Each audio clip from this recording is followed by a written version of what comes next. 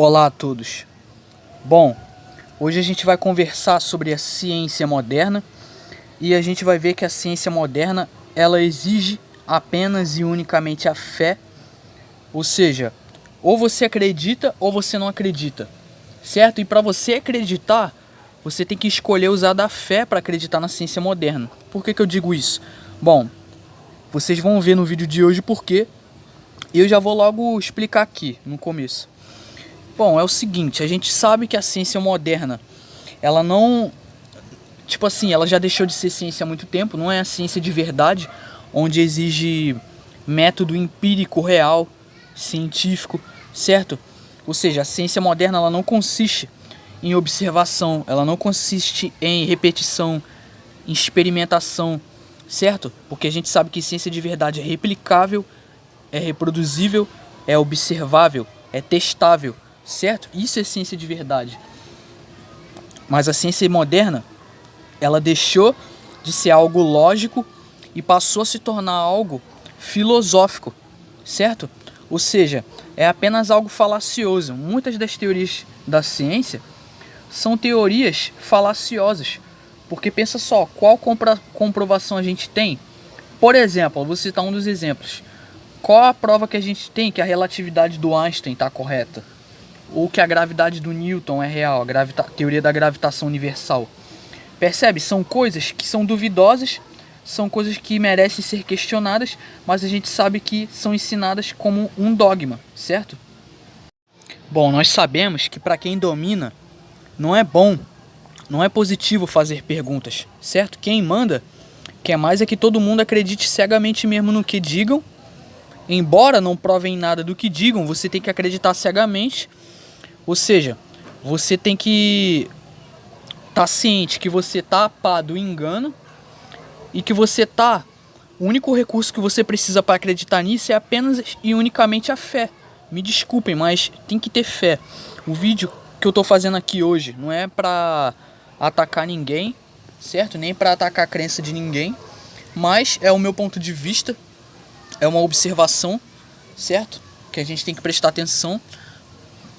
A ciência, tudo que a ciência passa para nós temos sim que questionar exaustivamente, não devemos aceitar nada como realidade absoluta, até porque ninguém é dono da verdade, certo? Mas foi imposto na cabeça das pessoas essa ideia de que o cara que está com jaleco branco, o cara que é cientista, a palavra dele está acima de tudo. Tudo que ele fala é verdade, certo? E todo mundo tem que baixar a orelhinha e escutar o que o cientista fala. Embora não provem nada do que digam, você tem que acreditar, porque senão você recebe um carimbo na testa de teórico da conspiração, entendeu? Se você fizer uma pergunta, você recebe o carimbo na testa de teórico da conspiração.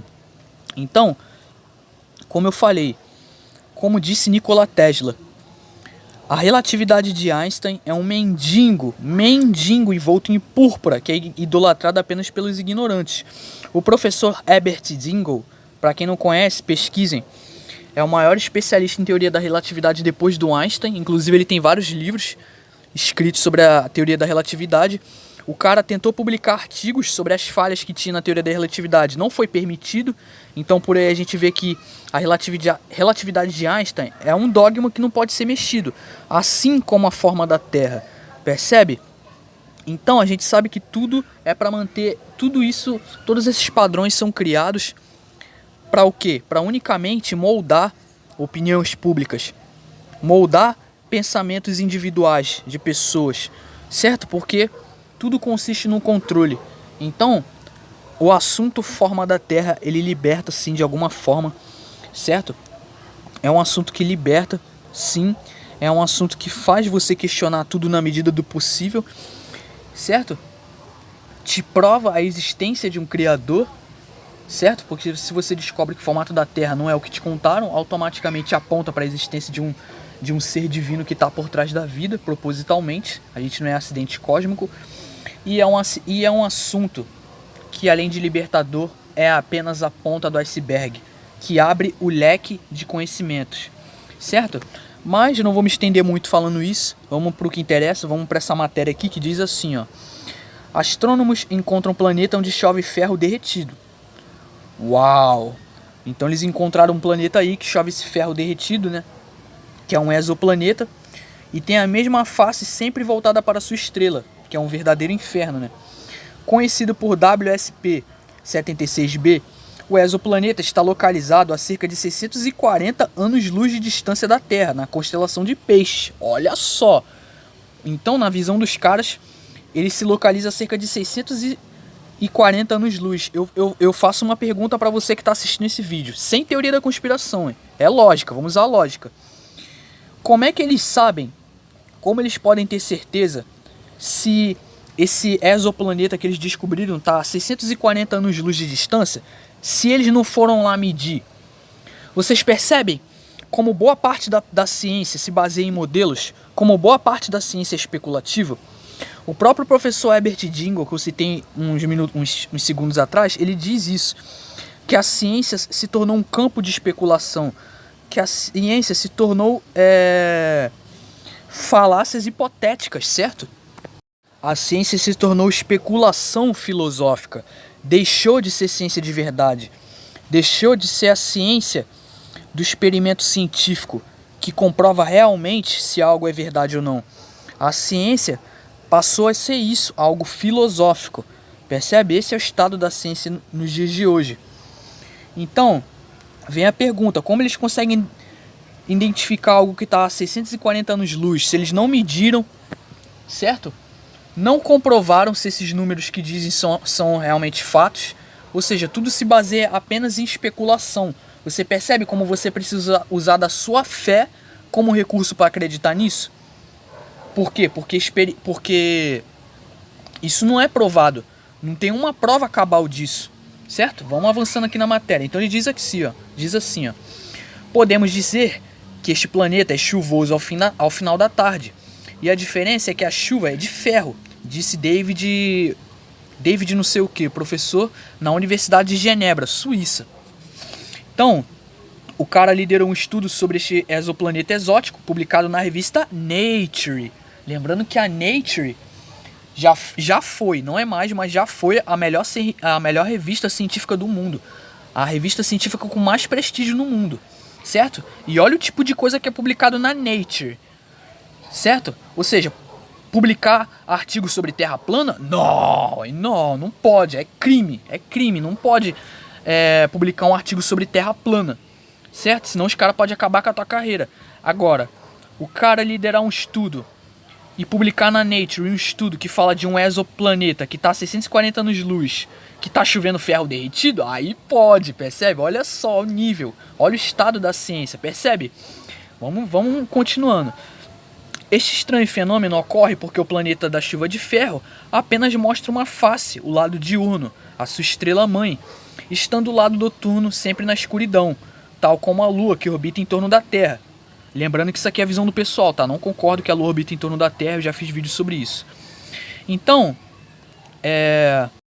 o WASP-76b, né, que é o nome desse planeta aí, que eles estão dizendo, esse exoplaneta, tem rotação sincronizada, o que significa que leva o mesmo tempo para completar uma rotação em torno do seu eixo, quanto para dar uma volta em torno de sua estrela. Volto a perguntar, como é que eles sabem disso?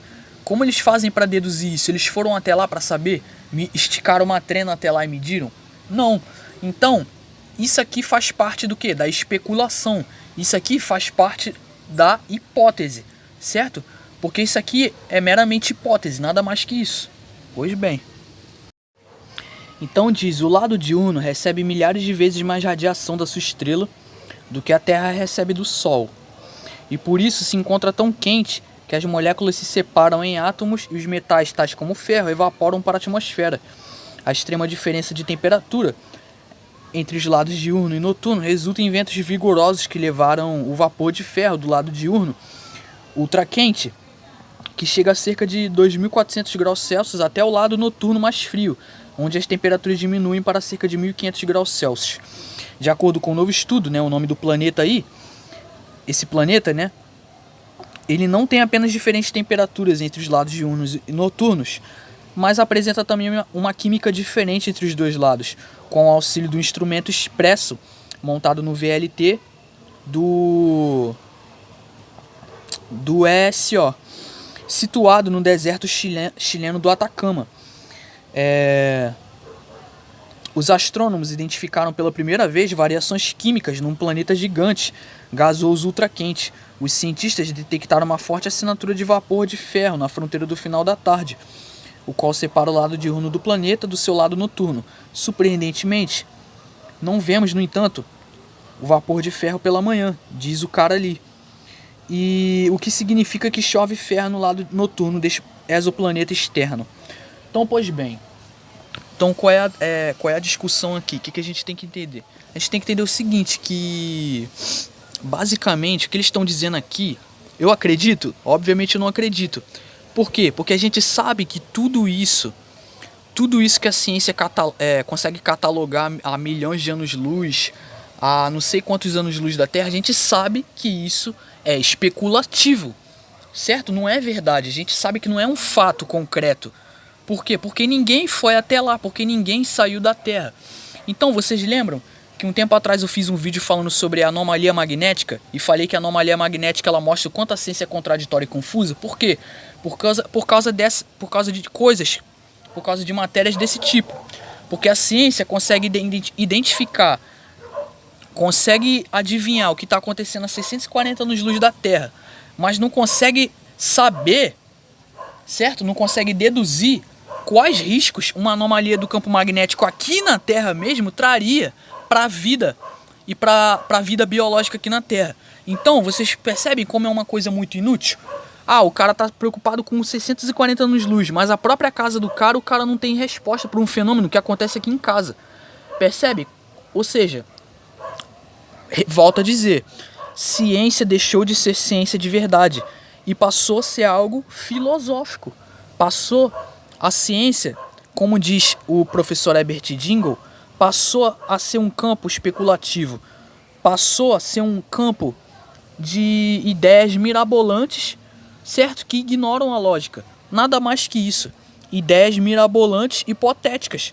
Porque a gente sabe que nada disso é experimentável, nada disso é observável, nada disso é reproduzível, certo? A gente sabe que nada disso consiste em método científico real, método empírico.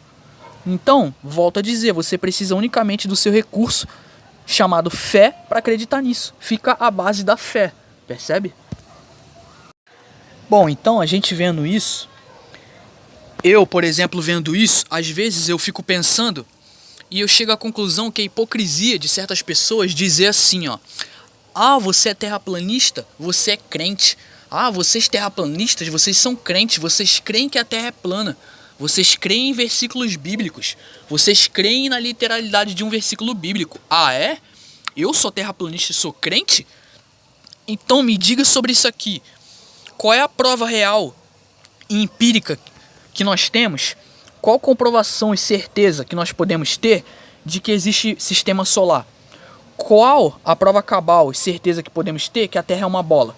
Porque essa imagem aqui todo mundo sabe que é uma composição gráfica. Porque a própria NASA em seu site admite, eu já fiz vídeo sobre isso aqui. Então, eu acho hipocrisia de certas pessoas falar que o terraplanista, o cara que acredita que a Terra é plana é crente, sendo que a pessoa acredita numa imagem que não é real, dita ser a imagem da Terra. Ou então o cara acredita nisso aqui, ó, em bolotas flutuantes vagando no meio do espaço. Desculpa, galera, não sei se vocês sabem, mas tudo isso aqui é ficção científica. Tá na hora do pessoal acordar. Eu sei que o pessoal se ofende em ouvir a verdade, mas tá na hora do pessoal acordar, receber um chacoalhão e saber que tudo isso aqui se trata de quê? Ficção científica. Nesse momento agora que você tá vendo esse vídeo, não existe planetas orbitando o Sol, não existe planetas alinhados no sistema solar orbitando o Sol. A gente sabe que esse conceito foi inventado. Por quê? Porque isso se trata de quê? De um modelo. A ciência ela se baseia em modelos, especulações. A ciência ela não é 100% lógica. A ciência de hoje ela não acerta tudo, porque a ciência é coisa feita por humano, certo? Mas a pessoa trata o cientista de jaleco como se fosse um deus. Então é como eu falei, o cara querer chamar uma pessoa que fala que a Terra é plana é crente, mas o cara também é crente, porque para crer nesses itens aqui que eu tô mostrando, tem que ter crença, fé, nada mais, porque você pode ter certeza que isso aqui é real? Não pode, né? Então, fica difícil. Então vocês percebem como boa parte da ciência é contraditória e especulativa? Por exemplo, isso aqui, ó. Tem pessoas que batem na tecla e dizem que isso aqui é a forma da Terra. O cara vê uma foto dessa aqui e pensa o seguinte, pô, então isso aqui é uma foto real da Terra. Os astronautas estão lá em tempo real mostrando essa imagem pra mim. Mas é que tá. Eu acredito nessa imagem? Bom, no meu ponto de vista, se a imagem for real, ela pode ser real. Só que que tá causando essa curvatura? Aquela câmera chamada olho de peixe, fish eye, a câmera grande angular. Se essa imagem aqui for real, pode ser real, eu imagino que ela foi tirada com uma câmera angular olho de peixe para causar essa impressão de curvatura. Por que eu digo isso? Ah, então qual é a prova que você tem que isso aí foi gravado com olho de peixe? Sabe por quê? Porque na realidade não é isso que a gente vê. Quanto mais a gente se eleva, quanto maior a altitude que a gente se eleva, a gente nunca vê a curvatura. A gente sempre vê o nível do horizonte, ele fica sempre ao nível dos olhos, certo? E eu vou mostrar. Então é absolutamente isso que você vê na realidade. Isso aqui é uma imagem gravada a 37 mil metros de altura, certo? 37 mil metros, 37 pés de altura. Então, vem a pergunta: existe alguma comprovação, existe alguma certeza, existe alguma garantia de que a Terra é uma esfera suspensa no espaço? Bom, parece que não, né? Vocês veem a diferença dessa imagem para outra imagem? Vocês percebem a lapada de curvatura que tinha na outra imagem? E vocês percebem como nessa imagem vocês encontram o horizonte totalmente plano? Porque é o que eu volto a dizer, quanto mais a gente se eleva a uma altitude, o nível do horizonte ele continua visível aos nossos olhos. Se a Terra fosse uma bola suspensa no vácuo, nós veríamos facilmente essa curvatura ao nos deslocarmos a uma altitude muito alta. A tendência deveria ser o quê? A gente vê o horizonte caindo, certo? A gente vê o horizonte tendo a queda da curvatura, mas não é isso que a gente está detectando. Então, o cara querer vir falar que eu sou crente, desculpa, isso aqui, todo mundo vê isso aqui diariamente. O olho humano vê isso diariamente. Se você vê o horizonte curvado, então me desculpa, então pode me internar, pode botar uma camisa de força em mim e me internar. Porque eu vejo plano. Eu vou na praia, eu vejo o nível do mar, o horizonte plano, certo? Por quê? Porque a física natural da água comprova isso. É o que se espera de uma superfície plana, certo? A física natural da água não mente. O estado e o comportamento da água, claro, se ela não estiver sendo manipulada por nenhuma força externa, ela apresenta sempre o nivelamento.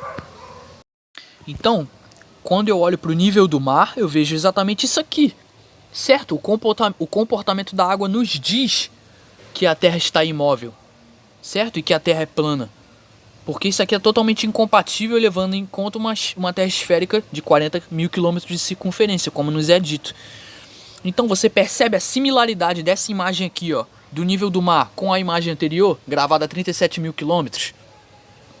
Percebe a similaridade? É exatamente o que você vê lá em cima, a 37 mil quilômetros, é exatamente o que você vê no nível do mar. Não tem fim, porque a Terra se concentra em um grande plano estacionário, sendo o grande centro do universo. Eu não tenho um pingo de medo de falar isso. Desculpa, as pessoas podem me ridicularizar à vontade.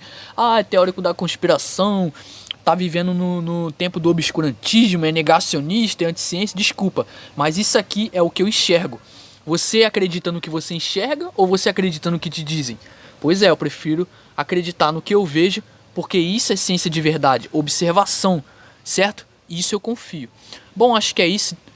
Espero que todos tenham entendido. A ciência é fé, certo? Então, o cara que fala que o terraplanista é crente tem que rever seus conceitos, porque se você falar que isso aqui que eu tô vendo é crença, desculpa, quem tem que ser internado e quem tem que ser amarrado numa camisa de força é você, me desculpa. Você tem que repensar seus conceitos, porque isso é o que todo ser humano sempre viu e sempre vai ver. Um horizonte totalmente reto, certo? Plano e nivelado, certo? Pois bem, então acho que é isso. Bom, por hoje é isso. Muito obrigado a todos e até mais.